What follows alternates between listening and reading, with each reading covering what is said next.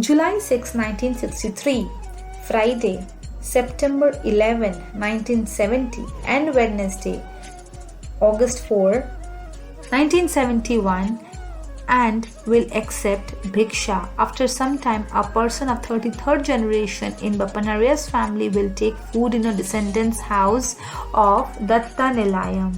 This is my law. I have the power to fulfill my promise. The Venkatappaya Sreshti hugged Sripada to his bosom. Tears of joy showered from his eyes. Sri Bapanariya was dumbfounded. Mother Sumati fell into doubt whether it was a dream or a divine illusion. Appal Raja Sharma's mind became mute. The two brothers of Sripada were looking at Sripada with awe. They were thinking whether he was their brother or Lord Datta.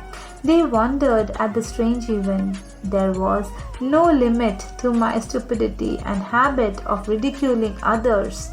So I said, Sripada, when the rays of Shakti took human form, they were present as the wives of Krishna.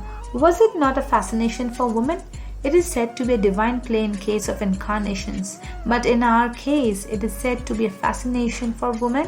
What a preconception! Sripada spoke thus. Sri Krishna had 8 wives and 16,000 gopikas. Still, he remained a bachelor celibate. He was not a womanizer as you think. It was not at all a bodily relationship as you think. They were all wives in terms of relationship of the soul. The soul that was supported was the wife, and the soul that was providing the support was the husband. What was there more than that? When Devendra was cursed to take human form, Sachi Devi was born as Draupadi. Devendra assumed 5 forms and was born as 5 Pandavas. Even though Draupadi was having 5 husbands, she had conjugal relation only with Arjuna. Dharma is one thing and subtle dharma is entirely different. Mother Kunti did not have the habit of speaking untruth. Only Arjun hid the fish in the contest and Draupadi chose Arjun only in the contest. A virtuous wife should have 6 attributes. Her figure should resemble Lakshmi. Draupadi had abundant grace. She must have the patience of Mother Earth. Sahadev knew all the events that were to take place in the future. He knew that the battle between Kauravas and Pandavas had to be fought, but before that great event, many other incidents had to occur. There were many sorrowful incidents among them. He was extremely vexed whenever he thought about them. Therefore, Draupadi conducted herself with a lot of patience when dealing with Sahadeva. Bhima was a glutton. As he was consuming enormous quantities of food, he became very indolent. Therefore, he was lazy even to do his own work. So, Draupadi behaved like a servant in her contact with Bhima. Dharmaraja was the eldest among the Pandavas. Many political problems used to trouble his mind. So Draupadi acted like a minister and offered good advice to him. Nakul, who was an expert swordsman, used to fight with utmost speed. He was able to wield the sword between 2 raindrops with such dexterity that it used to not get wet in spite of the rain. Because of the strenuous practice connected with the keen skill in martial arts, he used to become extremely hungry. Draupadi used to prepare tasty food items and serve them to him. The preparations were given satisfaction to his mind and were suited for his practice of the battlecraft. Just as a mother would understand the preferences of her child and serve eatable victuals without his asking, Draupadi used to deal with Nakul. She used to keep Arjun happy in providing conjugal bliss. She was excelling Rambha in the art of the comfort of the bed. Though she had 5 husbands, she gave comfort of bed only to Arjuna without breaking dharma. Subaya Sreshti, your concubine Chintamani, gave sexual pleasure not only to you but also to Bilva Mangala and many others as well. When you sit Panakal Narasimha Swami in Mangalagiri of Guntur region, You will come across Chintamani and Bilva Mangla there due to the causes of time and fate. You will bring them to Pithikapura.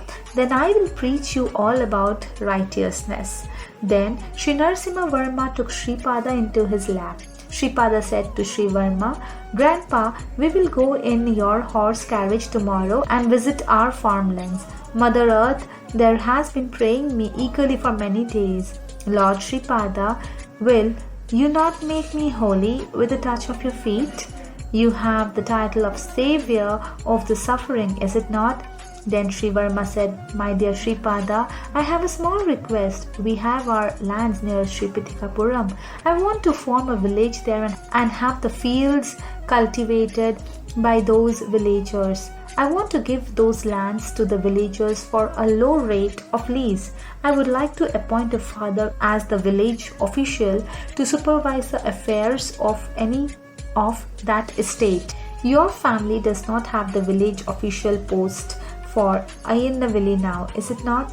Sripada laughingly said, Grandfather, you thought about your village office, but you did not think about my office. This is not acceptable to me.